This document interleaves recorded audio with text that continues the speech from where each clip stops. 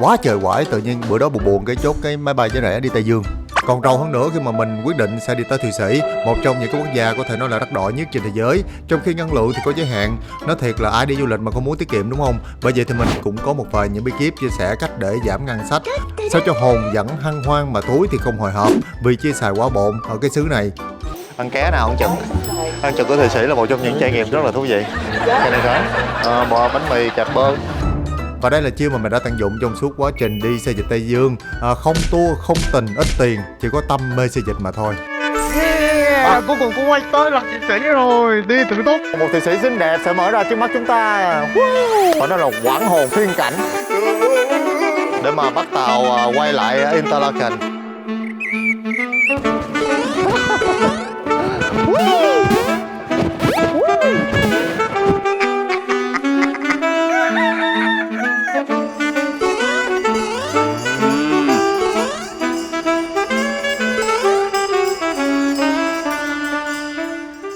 Một, đặt vé máy bay giá rẻ. Hiện tại thì mình thấy từ châu Á mà bay sang châu Âu giá ổn nhất cho tới thời điểm hiện tại là bay hãng Scoot từ Singapore tới Athens của Hy Lạp hay là Berlin của Đức. Nếu đặt trước vài tháng thì giá vé rất là ổn, chỉ tầm 9 triệu một chặng thôi.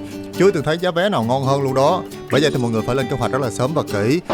Đây là sân bay Athens nha. Vô tới châu Âu rồi muốn đi đâu cũng được. Mình thì tới Hy Lạp xong là giọt luôn qua Thụy Sĩ với rất là nhiều hãng bay của châu Âu. Chiêu thứ hai đó chính là ở đậu. Khách sạn ở Thụy Sĩ rất là chát, trời ơi, một đêm rẻ nhất cũng tầm 4 đến 5 triệu mà xa trung tâm nữa. Bởi vậy bí kíp ở đây là phải đi ở ké thôi. Có rất là nhiều người Việt ở Thụy Sĩ, bạn chỉ cần đăng tin lên các nhóm cộng đồng để hỏi thăm là có ai có thể cho mình tá túc miễn phí hoặc là tốn phí tùy tâm của gia chủ. Nhưng mà dù sao thì cũng rẻ hơn rất là nhiều khi mà ở khách sạn. Nếu mà giường đôm á nha là đã 80 franc Thụy Sĩ. Còn phòng riêng cho 2 người là đã cỡ rẻ nhất 180 franc Thụy Sĩ rồi, rất là cao. Bởi vì chi phí bên này rất là đắt. Rồi, xa xíu đi, đừng thấy mặt trà báo. Ôi, xin chào mọi người, hiện nay thì Phan Hocca đang có mặt tại Thụy Sĩ, Geneva. Và xin giới thiệu một người bạn mới, đó là Hân. Bạn này đã từng sinh sống, làm việc, học tập ở Geneva, Thụy Sĩ này đã 15 năm rồi. Bởi vậy, bây giờ mình hãy cùng lắng nghe là chia sẻ của bạn Hân này xem là cuộc sống ở Thụy Sĩ như thế nào, giá cả nó có thực sự đắt đỏ như mọi người hay đồn hay không, hay là nó còn đắt đỏ hơn thế nữa. Em học hành khách sạn ạ. Tốt nghiệp tới giờ có đi làm ở ngành khách sạn chưa? Dạ có, thì lúc mà đi ra thì mình mới cảm thấy mình hơi hụt hẫng xíu. Là sao ạ? Tại vì em không biết nữa, nói chung là học thì ngành khách sạn thật sự là học ngành khách sạn rất là mắc. Học cho 4 năm như vậy, cỡ 2-3 tỷ cỡ đó. Cái bằng khách sạn anh đi làm thì cái lương cơ bản của ngành khách sạn nó vẫn thấp nhất trong tất cả các ngành khác. Bây giờ em làm cái gì? Giờ đang làm mẹ đơn thân. Nghe nói là chế độ dành cho baby với này rất là tốt đúng không? Dạ đúng rồi. Như thế nào? Ví dụ như lúc anh mới sinh con thì nhà nước cũng tặng anh cỡ 2.000 franc Thụy Sĩ. Xong rồi mỗi tháng nhà nước cho chu cấp mỗi đứa bé là 300. Nhưng mà thực sự ở đây đời sống thì đắt đỏ hơn những cái nước khác nhiều. Ví dụ như em đơn giản thôi, một tô phở ở đây là cũng 20 đô. Qua Pháp thì có 10 đô thôi. Thì nên anh đã thấy là Thụy Sĩ đã gấp đôi của nước khác rồi. Thường người Việt mình ở đây làm công việc gì? Em thấy làm nail, đồng hồ. Mà đa số em thấy cũng nhiều người làm nail lắm. Lương cơ bản thì một tháng thì phải 3.000, 3.500. Định ví dụ như giờ em chưa đi làm được thì nhà nước cũng lo cho, giúp đỡ trả tiền nhà, tiền này tiền nọ. Nhưng mà đến lúc mà anh đi làm lại thì anh phải trả thuế lại cho nhà nước. Rồi giờ có muốn quảng cáo không? Bán bánh tráng trộn rồi quảng cáo luôn đi, biết đâu có người coi, ta đặt hàng số điện thoại đọc lên trời. Thì bên này em bây giờ không có gì làm thì nhà bán bánh tráng trộn thôi. Còn không trộn là bán tự trộn hay là không, em có chị ở nhà ở Việt Nam trộn xong rồi gửi qua anh đây. mà bịch nhiêu?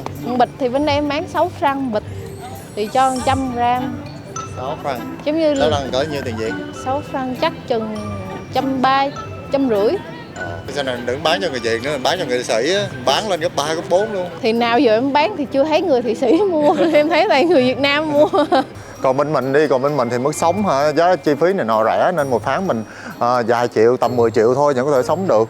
Bởi vì chi phí nó rẻ hơn ở đây rất là nhiều. Nên mọi người đừng có so sánh này kia là tại sao Việt Nam mình mức lương lại thấp hơn so với những cái nước khác. mức lương ở đâu thì cái chi phí nó sẽ cân bằng với cái mức sống ở đó thôi. Tiền chiêu thứ ba từ nấu ăn mang theo. Ở Thụy Sĩ này thì mọi người mới thấy cái cảnh đó là không phải Thụy Sĩ đâu mà ở rất là nhiều nước ở châu Âu người ta sẽ mua đồ ăn ở trong những cái nhà hàng rồi mang ra công viên ngồi ăn ở trên bờ hồ như thế này ha. Bởi vì nhà hàng rất là đắt đỏ. Với những cái bạn sinh viên hay là một khách du lịch như mình đi, không thể nào mà có thể tiêu 20 đô cho một bữa ăn được, tầm 300-400 ngàn. Bởi vì mình cũng đem hộp cơm theo nè, giống như những người dân bản xứ ở đây luôn. Ăn cơm ở ngoài lề đường, khác với bên mình ha. Bên mình là có thể vào nhà hàng ăn, không chi phí cũng không có quá đắt đỏ. Bên mình thì là những cái gì cửa hàng rồi cửa hàng rong ngoài đường phố ha. Còn đây thì người ta sẽ mua cơm rồi đem ra đường phố mà ngồi ăn. Mời mọi người ăn cơm chưa thôi, tan. Bữa giờ mình qua đây ha là toàn ăn mì gói không á. Tại vì muốn tiết kiệm ăn mà chút xíu mà nó mắc quá.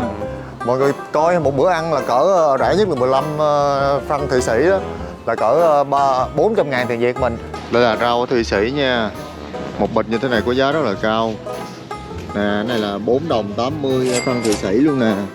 Còn rau chân vịt này là 4 đồng nè, một bịch. Còn những cái hộp salad như thế này thì tới 9 đồng luôn nè. Đây nấu ăn tại khách sạn luôn, giống như ở trọ vậy đó ha.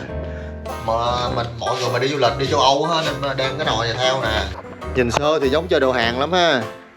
Nhưng mà nè cũng được phần cơm cứu đói ở giữa mùa đông châu Âu nha. Cơm rồi đem chà bông theo rồi trộn vô nè, mua ở siêu thị đầy đủ giống làm cơm xào được luôn. Cái nồi này đa năng đã lắm nè, nó lỗ được luôn nha. Mình chỉ có cái nồi này đa năng thì mình mới có thể chơi đủ bài ở châu Âu được. Mua rau nè ở bên này, xong mình bỏ vô mình trụng mình ăn thôi. Đây, giống như trở lại thời sinh viên vậy đó. Đây ha, Thụy Sĩ mắc quá hả? Mỗi sáng trước khi đi chơi là phải chuẩn bị phần cơm vậy nè, đem theo nè. Hộp này bay bán chắc 600 ngàn đó nha. Đem theo chà bông nè, mắm ruốc nè, chiên miếng trứng rồi nấu cơm để lên nè. Đã chưa? Đem trái cây theo nước uống nè, là đủ hành trình bữa ăn rồi đó.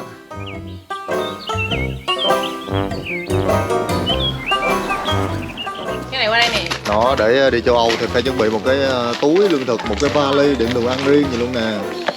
Mới được tặng 2 kg gạo nữa nè, trời ơi đã chưa, đem thêm cái lò luôn. Ủa quên cái lò điện để nấu ăn, mì gói, trà bông này kia.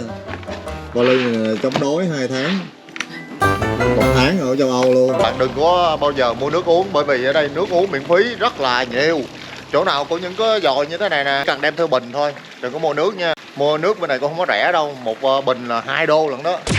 Kiếm thêm thu nhập bù lại tiền vé máy bay.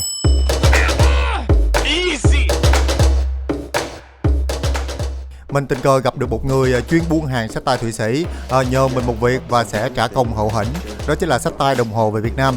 Nhưng mà do hành trình của mình còn rất là dài, chưa quay về Việt Nam liền, nên người này đã nhờ một cái người khác. Mình có xin đi theo để quay lại và được các bạn đồng ý để mà có thể quay lại cái mối làm ăn này. Chủ yếu là kiếm thêm chút đỉnh bù lại vé máy bay mà thôi. Đồng hồ Thụy Sĩ có thể nói rất là cao cấp, thượng hạng, sang trọng. Và bây giờ thì mình đang có mặt trong một cái cửa hàng Hublot. Và đó chính là Caron and Michael. Caron là người đã ở Ý rất là lâu rồi đúng không? Caron ở Thụy Sĩ rất là lâu rồi và có kinh nghiệm mua bán đồng hồ. Có rất là nhiều khách hàng ở Việt Nam tin tưởng và chọn Caron để mà nhờ mua đồng hồ giùm. Bởi vì có những người không qua đây được nên họ muốn Caron gửi về. Mà không biết là em gửi về cái nào thôi. Em sẽ gửi tiếp viên hoặc là người quen cầm về. Thật ra thì anh cũng mang về được nhưng mà tại vì hành trình khá là dài, còn đi những nước khác nữa nên chỉ lần này chỉ ra quan sát thôi. Nhưng mà với người Việt Nam thì thường là họ chọn thương hiệu nào? Mọi người ở Việt Nam thường rất là thích mua Rolex, Hublot, cũng rất là nhiều người mua với cả Patek Philippe. Nhưng mà Patek Philippe không phải ai cũng mua được, cũng rất khó. Vậy là chủ shop này đã chốt được đơn hàng là 23.800 franc Thụy Sĩ, tức là khoảng 650 triệu tiền Việt. Chủ shop là người quốc tịch Thụy Sĩ gốc Việt nên mua hàng không có được hoàn thuế, nên phải sử dụng thông tin của một bạn đã sang đây du lịch bụi mua giùm để hoàn thuế là 7%, tức là khoảng 50 triệu hai người chia đôi. Và cái việc hoàn thuế chỉ được thực hiện ở biên giới thôi, nên họ đã cùng nhau đi sang Ý. Còn tiền công mà bạn du lịch bụi đó xách tay về là bao nhiêu thì mình cũng không rõ. Hai người đều là tình cờ gặp nhau ở trên đường, không hề quen biết. Chỉ biết là bạn du lịch bụi đó chắc cũng đã gỡ lại được cái tiền vé máy bay đi Tây Dương này rồi. Rồi cũng đường ai nấy đi, không ai nấy hưởng. Đừng mang tiền đô qua đây đổi thành euro. Đây là một cái kinh nghiệm đổi tiền ở khi mà đi du lịch nước ngoài, và đây là châu Âu. Đây là một cái chỗ đổi tiền mình mới đổi tiền xong. Mọi người coi hả? Má tức ối máu luôn. Đổi từ nói chung là mọi người nếu mà đổi từ tiền đô hay bất kỳ đồng tiền nào đó, mình đổi từ tiền Thụy Sĩ đi qua tiền euro mà nó tính tới 20%, cộng thêm 12 phí chuyển đổi nữa, phí ớn không? Mà đổi 370 tiền Thụy Sĩ mà qua đây chỉ còn có 270, 269 à, kinh khủng không? Quá trời lỗ rồi. Bởi vậy là tốt nhất mọi người nên đổi tiền ở nhà. Chứ cái này giá còn mắc hơn là rút tiền tại ATM nữa, kinh khủng chứ. Mày con tao không dám xé tiền nhưng mà tao dám xé giấy nha.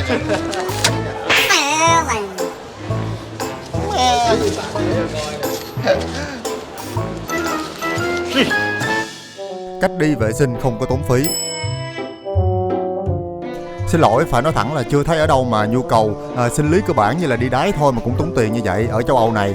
Qua mấy cái nước xung quanh Thụy Sĩ thì một lần đi là 1 euro, chứ ở Thụy Sĩ mỗi lần đi đái là cũng 2 franc, tức là khoảng 55.000. Mà những ai mà có bụng đái nhạy cảm ha, hay ọt hơn cái bao tử, hỏi chút xíu là chạy đi xả một ngày tầm 3-4 lần là cũng tốn 300-400 ngàn tiền Việt. Bởi vậy thì mình thấy đa phần các bạn đi du lịch bụi hay chịu nhịn chút xíu để mà lên tàu đi không có tốn tiền, hoặc là mang theo cái thứ này đây. Đây có người chỉ mình xài cái này, mang theo cái này cũng rất là tiện lợi. Đây là cái túi để mà đi đái trong những trường hợp khẩn cấp. Ví dụ như đang bị kẹt xe hay là đi xe buýt đường dài không tìm được chỗ vệ sinh thì cái này sẽ là cứu cánh cho những ai mà thích đi đái. Cái bình này chứa được là 700cc nha, rất là nhiều. Cái hay là trong này chứa một cái bột đặc biệt. Cái bột này nè, là khi mình đi tiểu vô hoặc là có nước tiếp xúc với nước thì nước sẽ bị đóng lại giống như là rau câu vậy đó, không có sợ tràn ra ngoài. Rồi xài xong thì mình chỉ cần đậy nắp lại thôi, zip lại. Nó rất là tiện ha. Mình có thể rửa lại rồi tái sử dụng đi khắp châu Âu luôn. Tiết kiệm hơn với thẻ di chuyển ở Thụy Sĩ. Không, ở đây thì người ta vẫn có máy bay nhưng mà ít ai đi máy bay lắm, người ta đi toàn là chuyến tàu này nè. Là gì đó, mọi người nên mua cái gọi là Sweet Pass, mình mua cái này là 4 ngày. Nói chung là cái này mình có thể đi xe buýt nè, đi tàu nhanh nè, đi tàu lửa, hay là đi tàu trên sông cũng được luôn, đi phà vậy đó. Mà mình mua 4 ngày là có giá là 200 franc Thụy Sĩ. Mà mọi người khi mà mua thì chú ý là cái giờ nha, tức là 0 giờ, họ tính từ 0 giờ ngày hôm đó. Nên mà tốt nhất là mọi người mua trước một ngày để sẽ có lợi hơn, chứ đừng có mua trong ngày hôm đó sẽ bị lỗ đó. Đây là cái bản đồ của Thụy Sĩ đây. Đó, mua cái này cũng rất là tiện nhưng mà giá hơi chát ha. Đó, người ta đi kiểm tra vé nên không có vé là sẽ bị phạt gấp 5 lần. Ở đây thì mình có thể mua vé cáp treo đi thì mình đi 2 tuyến luôn. Nếu mà có Swiss Pass là cái thẻ mà đi khắp các nơi của Thụy Sĩ là sẽ được giảm 50% cả hay thế nào. Chỉ nghĩ là đi du lịch ai về định cư bên này luôn. Ở Thụy Sĩ thì mình có dịp ghé nhà của một cái nàng dâu Việt nữa, lấy chồng người Pháp nhưng mà sinh sống tại Thụy Sĩ, và đây là nhà của cô ta. Mình sẽ tới túc tại đây vài ngày để mà có thể đi tham quan vòng vòng Thụy Sĩ, và ai vậy sẽ gửi cho mọi người nghe về cuộc sống của Thụy Sĩ như thế nào nha. Mặc đặt về vô đầu bếp. Ở Paris mới chịu. Dạ, chồng chị được ba. Vô kia đi. Ngồi ngộ. Cheers. Ok. Sức khỏe nha. Món này là món lẩu phô mai. Yeah. Ủa rồi phô mai mình chế lên hả? Phô mai là anh có thể chọn những cái vị, ví dụ như có paprika, có tiêu, hoặc là vị phô mai bình thường. Nó có mấy loại ở đây nè. Ủa cái gì đây? Đây, cái này là tỏi hay gì hả? không, hành ngâm với lại dưa chuột ngâm để ăn chung. Sau khi mà phô mai nó chảy ra thì mình có thể để lên trên này. Ồ, có phô mai là thấy đã rồi đó. Rồi mình sẽ dùng cái miếng này để mình ấy phô mai ra hết. nó không có bị trầy, tại phải dùng cái miếng bằng gỗ thì nó sẽ không có trầy cái lớp này đi. Quả này đá này nướng không có khói nha. Và bạn ấy chính là Ivy. Hello, Vợ Đức. chào 6 năm. Quen một anh Pháp, vợ sống Thụy Sĩ. Cái bước đầu tiên em tới là Đức. Sống được 3 năm bên Đức thì sau đó hai vợ chồng mới đi nghiên cứu những cái nước xung quanh và xem là nước nào tốt nhất để mà hạ cánh. Khu vực Đức, Pháp này nọ, Tây Ban Nha thì em thấy khi mà em hạ cánh ở Zurich, em mới nói chồng em muốn ở đây. Mặc dù cái ngày hôm đó là một cái ngày trời mưa, nhưng mà sau cơn mưa thì cầu vồng xuất hiện. Mà thấy tính em cũng rợn rợn mà sao thích một cái nơi mà nó bình yên vậy? Nhưng một khi con người ta đã ghét kiếm rồi á. Thì luôn hả? Phải gắt kiếm không? Thật là xài kiếm hoài. Ghét kiếm ở đây nó nghĩa là Không, tức là không có gắt kiếm Nhật thôi. Mà qua nước khác chơi kiếm khác. Hồi đó có quen người Nhật phải không? Nhớ. em quen 3 anh người Ý nhưng mà cuối cùng chốt hạ vẫn là một anh người Pháp. Phải không? Và cũng như là những điều thú vị về Thụy Sĩ. Xin mời Hân chia sẻ.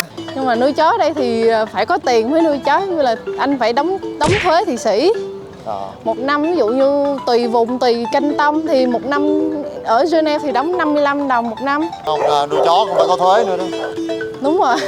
Ở đây thì người ta nói mà nuôi chó, tại vì anh dẫn con chó ra đường cũng phải có người lau chùi lớn con chó anh đi bậy, rồi những cái túi rác cho chó thì người ta cũng phải đưa, nên anh phải đóng thuế thôi. Nuôi chó ha. Đúng rồi. Rồi bảo hiểm chó cũng mắc hơn bảo hiểm người. Chào xa nữa thôi. Quay gì đâu. Có thể nói cho tới thời điểm này thì Thụy Sĩ là quốc gia duy nhất trên thế giới có hệ thống hầm trú ẩn, có khả năng chống được bom hạt nhân, được trang bị cho toàn bộ dân cư, và cũng là hệ thống hầm chống bom nguyên tử lớn nhất trên thế giới. Nói chung là có tật giật mình. Là vì mỗi nhà ở Thụy Sĩ đều phải có một cái hầm chống bom như thế này, một cái cửa này dày. Lớp rồi đó. Giờ vô đây lớp thứ 2 nè. Rồi không? Cửa quá vậy rồi nè. Ủa mà có mặt nạ gì không? Do là Thụy Sĩ là nơi sản xuất gì? Bom nguyên tử của thế giới hả? Bởi vậy nghe nói nó vậy á. Nghe đồn thôi đúng không? Bởi vì ở đâu mà cũng phải có một cái hầm chống bom như vậy. Đó thì đấy em mỗi nhà nè. Cũng lạ quá ha, ngộ ghê. Nè, đây dưới tầng hầm nè, mà tầng kia nó dội đây hết dội nè. Đó. Đâu, nhà nào của mình? Nhà này của em. Đánh số sao? Số nhà cho 11, nhà này cũng là 11. Ngồi vô tham quan nhà đi. Ủa này Tối nay đồ ngủ cái đi. kho nhiều. Đỡ gì cổng. Đồ không á. Nè. Có ly đóng. Đồ quá trời đồ luôn. Có thả, có nệm, có Cũng rộng với bộ. Thôi để đồ. Đây là chiếc ghế không một ai dám ngồi. Tổng hành dinh của Liên Hiệp Quốc tại châu Âu. Và ở đây có một cái ghế là biểu tượng của thành phố Geneva luôn. Là cái gì? Càng 3 chân là tượng trưng cho những người mà bị khuyết tật do bom mìn đó. Geneva muốn là thế giới giảm bom mìn và chiến tranh đi. Cả cái đất nước này chỉ toàn là xe đạp. Đây là một cái nhà ga của Lucerne, nói chung là của châu Âu. Thì các bạn sẽ thấy người ta dựng rất là nhiều xe đạp như thế này. Người ta tới đây rồi khóa lại rồi đi chơi thôi, rồi sau đó quay trở lại lấy xe. Bên mình là xe hơi, xe máy ha, còn bên này là người ta đi xe đạp không à. Nước người ta giàu chứ người ta không có tiền mua xe máy mà người ta đi xe đạp không à. Chứ đừng nói là khi giờ. Khi vợ mới đi xe đạp nha. Người châu Á giành nhau để chụp hình. Quá trời lạ gì, một ngôi làng im xe hoa gì đó. Rất là tuyệt. Mọi người thấy hả, trải dài như vậy toàn là những căn nhà dọc theo hồ nước. Và ở đây mọi người thấy một cây cầu rất là nổi tiếng, mình nghe nói là trong bộ phim gì đó. Hả? Mọi người biết không? Tôi chả biết. Hạ cánh nơi Anh hả?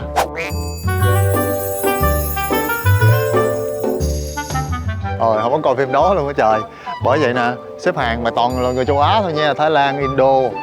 Rồi họ đi theo tour tới đây để chụp hình. Một cái cầu mà không mà xếp hàng nửa tiếng chưa được chụp nữa.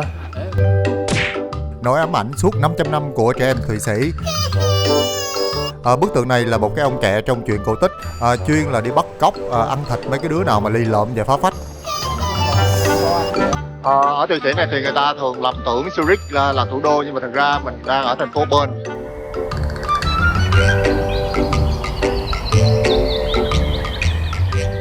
mới là thủ đô đây các bạn. Ở đây có một cái đồng hồ cổ nè. Và đây chính là phố cổ của thành phố Bern nha. Ở đây thì mọi người có thể thấy một cái bức tượng, đó là một con quỷ già so, tay còn còn lon kẹ đang ăn thịt cho trẻ em. Còn cái này là một cái đồng hồ, bởi vì thành phố Bern là nơi sản xuất đồng hồ chính của Thụy Sĩ. Mọi người thấy chút nữa đúng giờ thì nó sẽ nhúc nhích cho mọi người coi nha.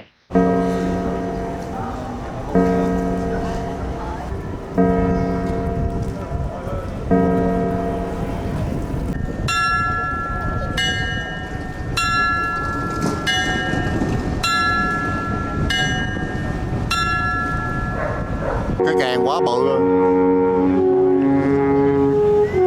Cái này là cây kèn đặc trưng của người Thụy Sĩ nè. Bự như nè.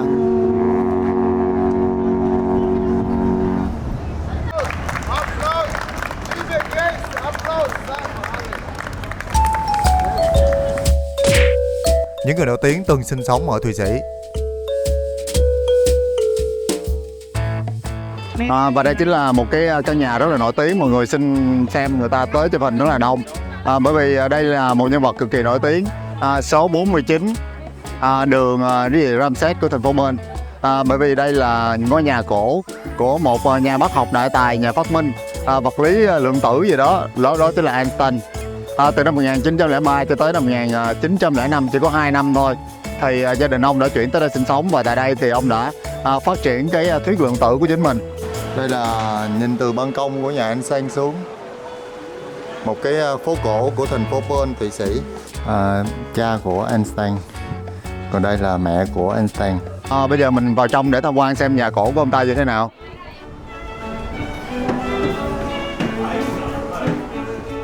Và ở Thụy Sĩ, tại Geneva này có một cái nơi mà mọi người cũng không nên bỏ qua nếu mà mọi người muốn tìm hiểu về cuộc đời cũng như là sự nghiệp thành công của một danh hài nổi tiếng, Charlie Ward. Mà mọi người vào trong, đây chính là dinh thự vào những năm cuối đời mà ông đã sống tại đây.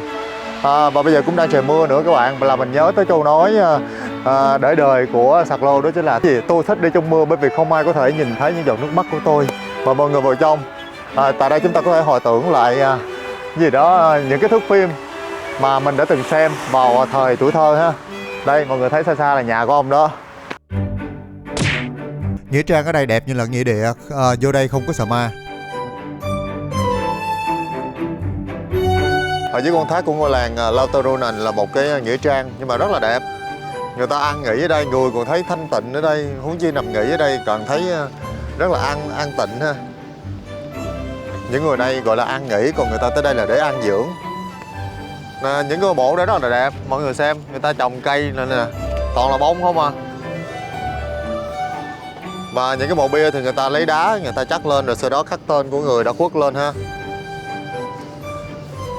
Mình thấy là những người này mất cách đây rất là lâu, từ năm 1900, cách đây gần cả 100 năm rồi trời, mấy người này á. Cầu gỗ có mái tre cổ nhất ở châu Âu. Và đây chính là thành phố Lucerne, miền trung của Thụy Sĩ. Ở đây có một cây cầu gỗ là có thể nói là một trong những cây cầu gỗ mà có cái dàn gỗ mà lâu đời nhất trên thế giới luôn, chứ không phải chỉ riêng của châu Âu đâu nha. Nó được xây vào năm 1333, rất là lâu rồi, 700 năm. Nhưng mà đã từng có một cái trận hỏa hoạn tại đây, nhưng mà sau đó người ta đã phục dựng nó lại vào năm 1999. Bây giờ đây là cầu nhà nguyện, rất là đặc biệt. Mọi người thấy một cái trụ không? Đó là nhà nguyện đó. Và cái cầu này thì được đặt tên theo Thánh Phêrô. Đây bây giờ mình đã chính thức bước vào trong cái cầu Lucerne rồi, một cây cầu gỗ rất là lớn, bề ngang mọi người thấy là tầm bao nhiêu mét vậy? 5 mét lận. Cái gì 5 mét chứ? Ok, 2 mét, 3 mét gì đó, mà rất là bự. Trời, cầu toàn cổ không, và đây mọi người thấy những bức tranh cổ. Cái này nói chung đen thò lùi, giống như bị xông khói đen hay sao, không mờ không có thói lắm, không có thấy lắm. Tại vì có thời gian bị cháy đó, bởi vì khói nó bốc lên nên nó cũng hơi bị ám.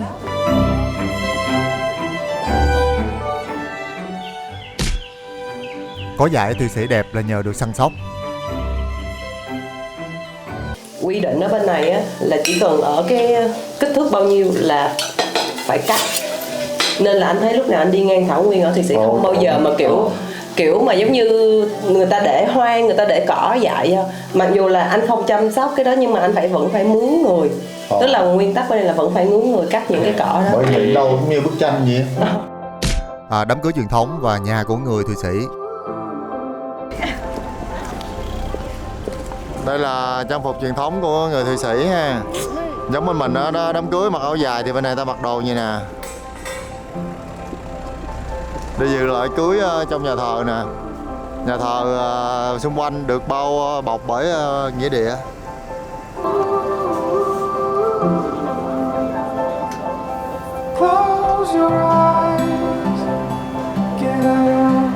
Đó, đám cưới bên này Thụy Sĩ đi bằng siêu xe không à nha. Đi bằng chiếc máy cài bánh siêu xe bự chà bá. Siêu xe này có tên là Mitas. Cô dâu là Angela.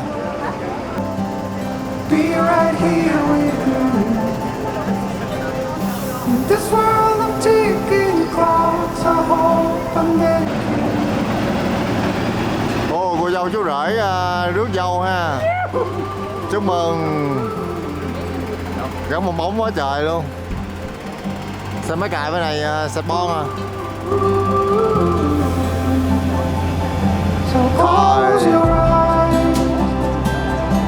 Chạy đi đâu chạy.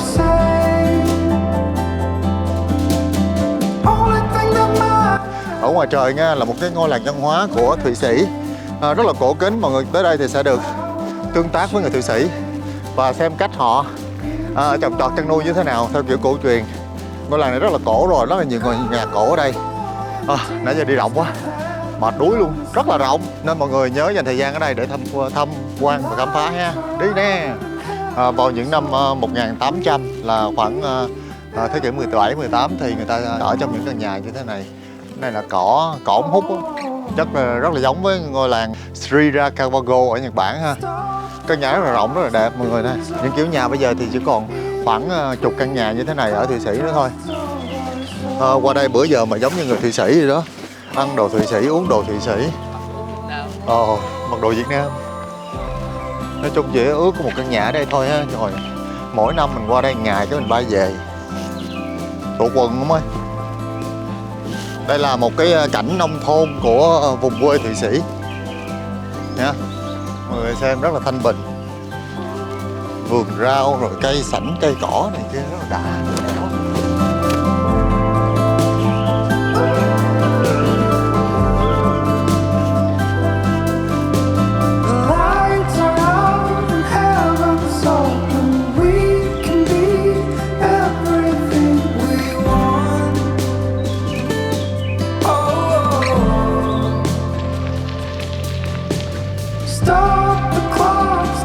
Bây giờ chúng ta hãy vào tham quan một ngôi nhà đặc trưng trên thảo nguyên của Thụy Sĩ.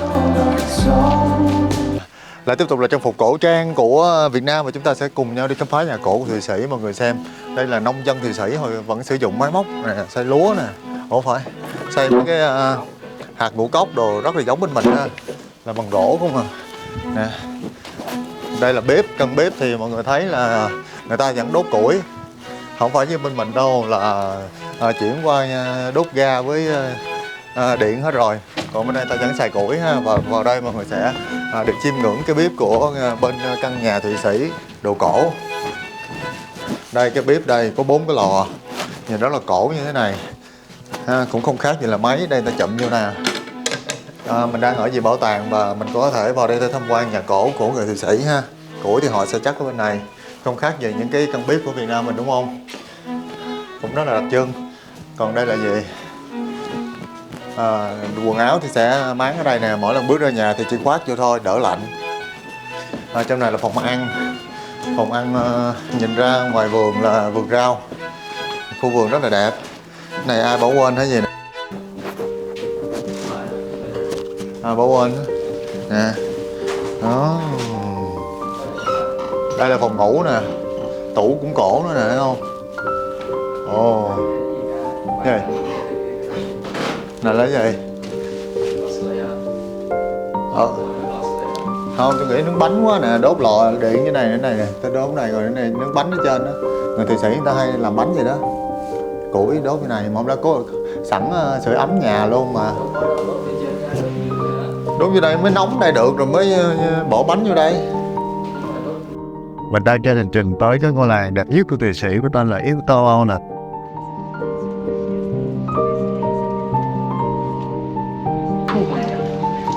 The SBB train crew welcomes you.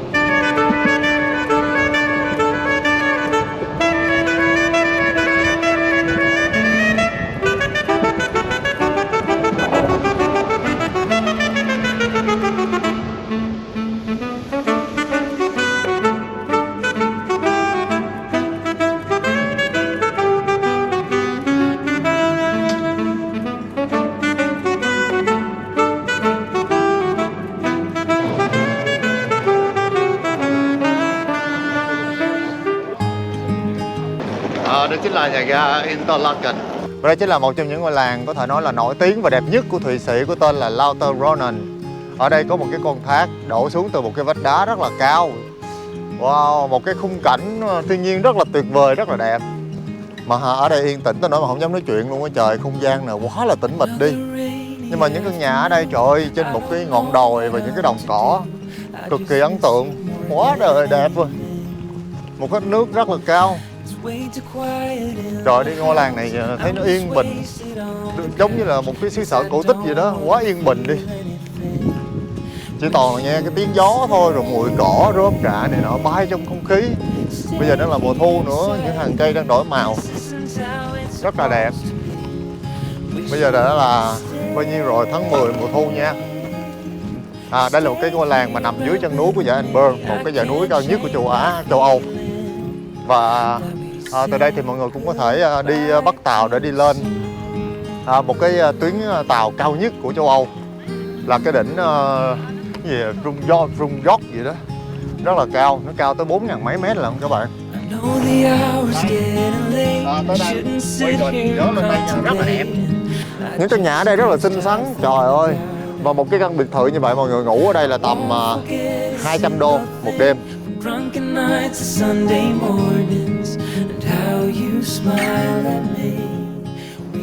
Nhưng mà mình có thể thuê cho cả nhóm từ 2 đến 4 người, cho cả nhóm từ 2 đến 5 người hoặc là cả gia đình ở chung với nhau rất là vui. Một ngôi làng rất là xinh xắn, quá trời đẹp.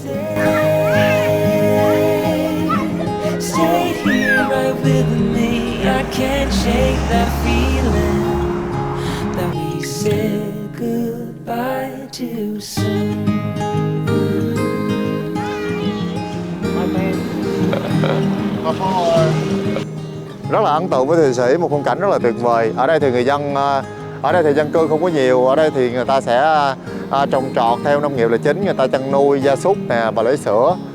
Nửa trắng nửa đen, rồi giống như mặc cái quần trắng vậy đó, mặc cái áo thì đen, ngộ quá trời. Từ Lauterbrunnen thì mọi người có thể tiếp tục bắt một cái chuyến tàu, trời 360 độ, toàn là ốp kính không, rất là đẹp, để bạn có thể nhìn cảnh rất là xuất sắc ở bên dưới. Và khi mà lên đây thì mọi người nhớ đi. Đây là một cái ngôi làng có tên là gì? Wagen. Đây là một ngôi làng có tên là Wagen. Mọi người có thể bắt tàu đi từ Lauterbrunnen ở trên này, và khi lên ngồi trên tàu thì mọi người nhớ ngồi bên tay phải để nhìn xuống cái thung lũng ở bên dưới rất là đẹp, trải dài theo ngọn núi này nè, vừa có núi tuyết và cái hẻm núi, và thấy được cái thác và những ngôi nhà ở bên dưới nữa, trời ơi, rất là đẹp. Ôi ôi, quá đẹp ơi. Một cái vịnh kẻ núi gì quá trời đẹp, thời tiết đẹp thế trời. Ôi trời ơi, đẹp quá.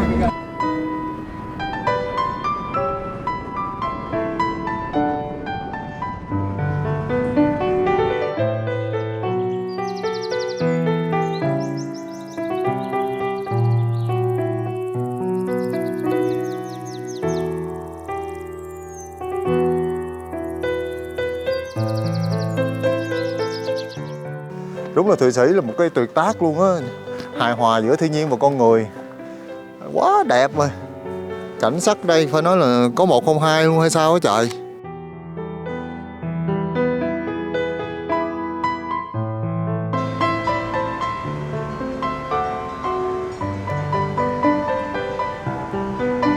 Đảo hả?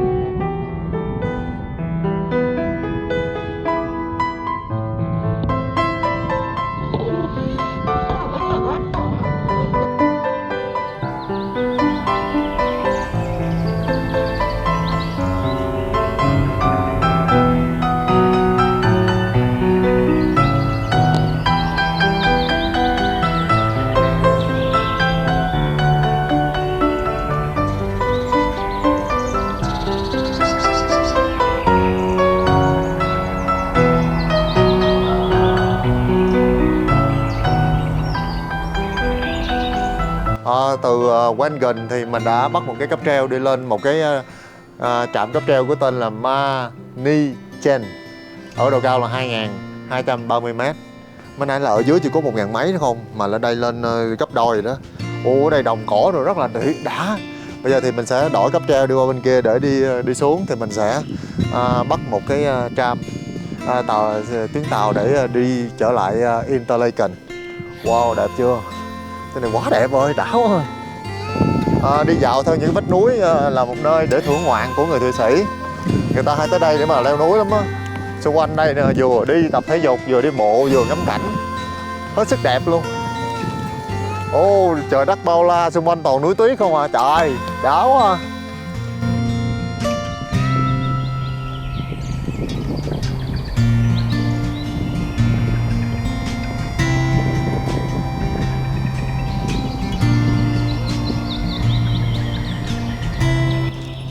Đi qua đây chụp hình đi chú.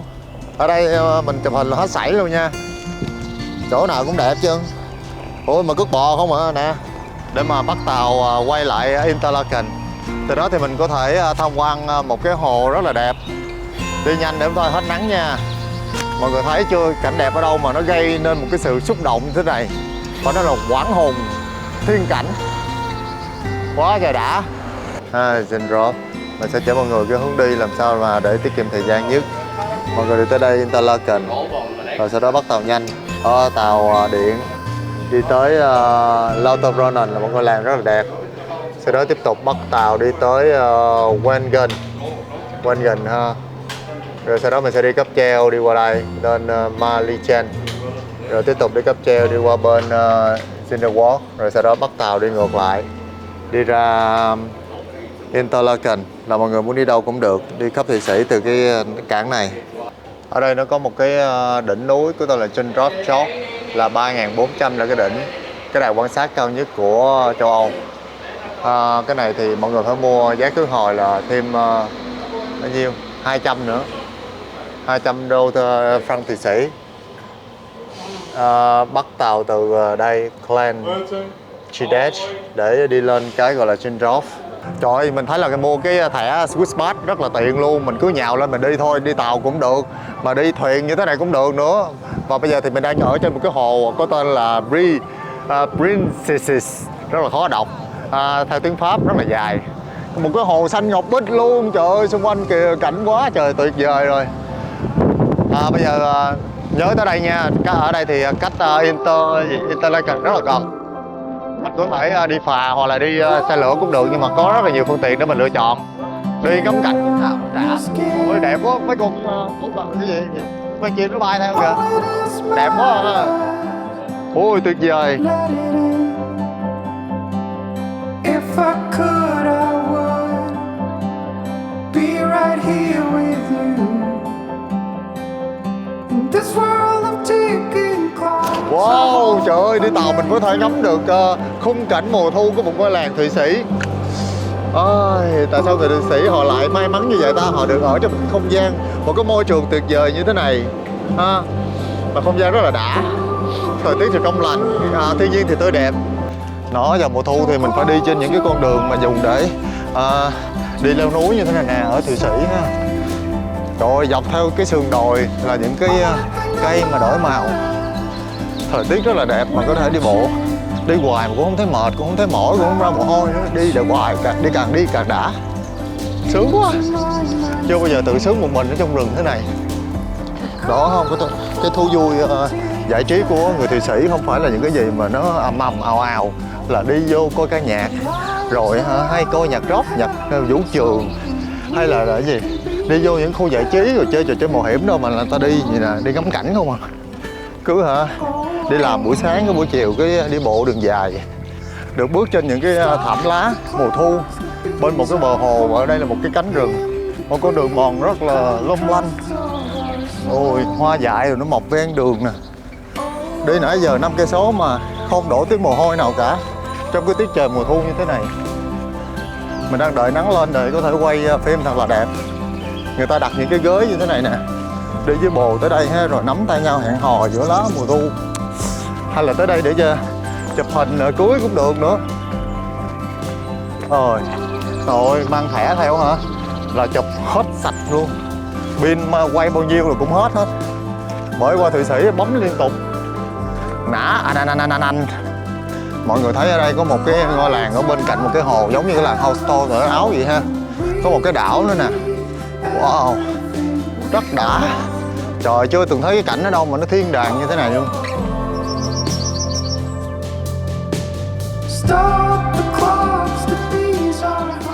Có thể nói Interlaken là một cái vùng đất thần thoại, một cái vùng đất cổ tích của thiên nhiên, quá trời đẹp với những ngôi làng và những căn nhà vô cùng độc đáo, ấn tượng.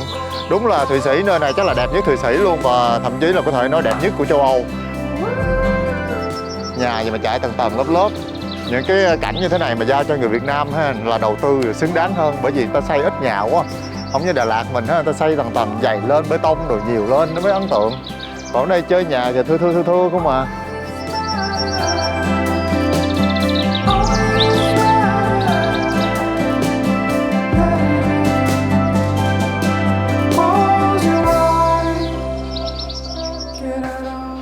Bởi vậy là sau này mọi người nếu mà có đi Thụy Sĩ, đi tour hay là đi tự túc gì đó cũng phải đòi đi tới Interlaken mới được, nghe chưa? Còn tour chắc đi đâu cũng đừng chịu hết trơn, phải nhất định tới Interlaken.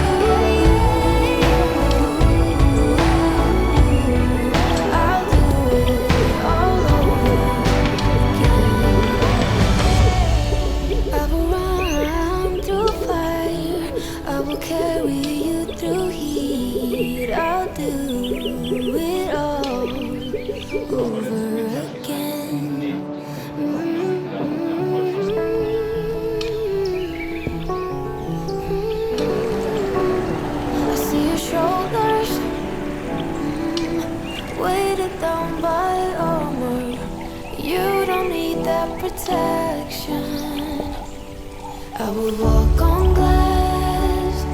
I would run 10,000 miles and more. I would give my eyes.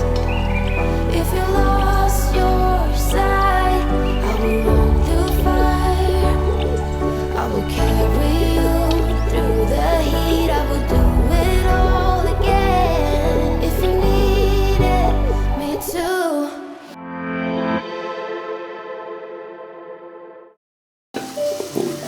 Cây của nhà anh nó mọc ở phân rưỡi này nè, mà nó sẽ kêu người đi kiểm tra nhắc nhở tại hàng xóm với lại trong làng nó ra mày phải trồng cái cây xích vô xíu, vì mùa thu nó sẽ rụng lá và nó rớt ra phía ngoài, mà phía ngoài là khu này là khu vực cộng đồng chung. Có cái lá thôi à. Hôm nay em gặp một bà khách, em pha chế cái ly cà phê mà vô tình á, cái cốc của cái ly cà phê á là em lấy một cái cốc plastic. Ôi dồi, em vừa đem cái cốc ra với đấy. No plastic in the world, no. Ghê vậy? Ôi bà làm như là rất là kiểu thôi không được có plastic, no không không. Bà ám ảnh đồ nhựa. Bà bị ám ảnh đồ nhựa kiểu. Về Việt Nam cho bà hoảng luôn á. Đi đâu cũng chỗ nhựa. Được không hút tận thiệt mình. Thiệt luôn. Họ mà quýnh thôi, vé chạy về Thụy Sĩ liền. Vô. Bạn em thuê một cái cô đó từ bên Ba Lan qua làm giúp việc, ví dụ trả lương một tháng khoảng 1.000 mấy cho cổ.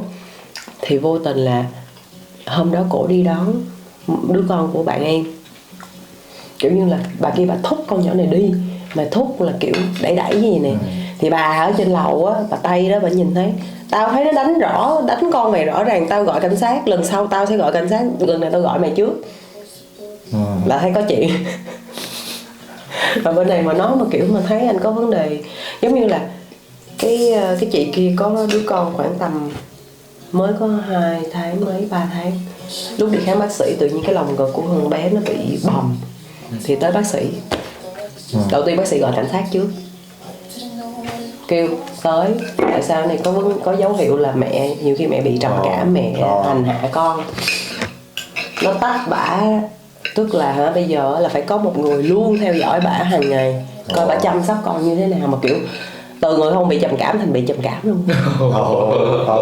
Thiệt luôn á, kiểu kiểu giống như con mình mới sinh ra mà kiểu nói chung là nó đề cao cái vấn đề bảo vệ trẻ nhân quyền dữ lắm, nên là nhiều khi mà em thấy gọi là sao, ví dụ ở bên Việt Nam mình mỗi lần mình muốn qua nhà qua nhà chơi hay là xà vô hay là nó rất là tự nhiên kiểu, nhưng mà bên này kiểu tao hỏi mày nghe mày có ở nhà không, rồi tao đặt hẹn với mày, thí dụ ngày hôm nay ngày mai ngày mốt, kiểu giống như là dạng vậy luôn á, em có cảm giác dạng vậy á, chứ không phải như cái kiểu tôi tạ qua nhà mày một xíu nói chuyện hay là gì. Vô mỗi nhà vệ sinh cái nhà thằng xíu trái ớt chạy qua xin bó công an bị bắt gì trái ớt. Với lại em hay kiểu mỗi lần mà vô một cái shop, ví dụ chỉ là một cái shop mỹ phẩm thôi, em thấy con kia nó để 4 cái lá cờ, nó có thể nói 4 thứ tiếng, kiểu mình nhìn rồi cột mắt kiểu wow. Em nói được mấy thứ? Em mới được có 3 tiếng thôi. Thì thôi bà nói có 1 tiếng như nhiều mà em bố tiếng Việt rồi tiếng Anh. Nhưng mà tại tiếng Việt em không tính, nhưng mà ý là so với ngôn ngữ kiểu, với lại nhiều khi người nói đúng không? Em đi trên đường em thấy một cái bà già bà có thể nói được 6 thứ tiếng. Kiểu mình chỉ là nói chuyện với bả thôi, xong rồi bắt đầu bả mới kể, rồi những người lớn tuổi bên này họ hay thích nói chuyện về, rồi em nói chứ mà hồi trước mình ở Việt Nam nói tiếng Anh nhưng mà mình học cũng không tới đâu, kiểu giống như sao mình qua đây cái mình cảm giác như mình chả là cái gì luôn á anh. Bên này rap, ví dụ như tụi em không có đóng tiền rap, nhưng mà cái bao rap là tụi em phải mua từ siêu thị, mỗi cái bao rác nó giá trị là 20 ráp mình, thì cái việc mà mua rác đó là coi như là vô tình mình đã đóng cái tiền rác của mình đó. Và rác mỗi tháng em phải phân loại, nào là rác giấy, rác cạc tông, rác nhựa, rác chai, rác hữu cơ các kiểu, nói chung là nó rất là nhiều bước. Mà năm nay á, là mùa đông sẽ lạnh, tại vì tụi em không được sử dụng lò sưởi trên 19 độ. Nhưng mà họ muốn mình tiết kiệm cái năng lượng, sẽ bị phạt gì đó. Đúng rồi, tại vì ví dụ vô tình mà một người cảnh sát đi vô nhà muốn kiểm nhà, họ sẽ đo nhiệt độ trong nhà của mình có phải trên 19 độ hay không. Cảm thấy về Việt Nam rất là nóng so với bây giờ, tại vì bây giờ với cái khí hậu này em cảm thấy mát nè, gọi là thiên nhiên nó thiên nhiên tạo hóa rất là ưu đãi cho Thụy Sĩ là vậy. Chồng gì tại em tới rồi giờ mới báo anh à, tại sao không báo anh trước 1 tuần, 1 tháng, 2 tuần của anh? Cái này là em mới biết thông tin. Thấy nó vậy hả anh? Bây giờ đang là mùa thu lãng mạn, ngoài kia thì không khí rất là lạnh, nhưng mà bởi vì trong một căn nhà thì nó rất là ấm cúng,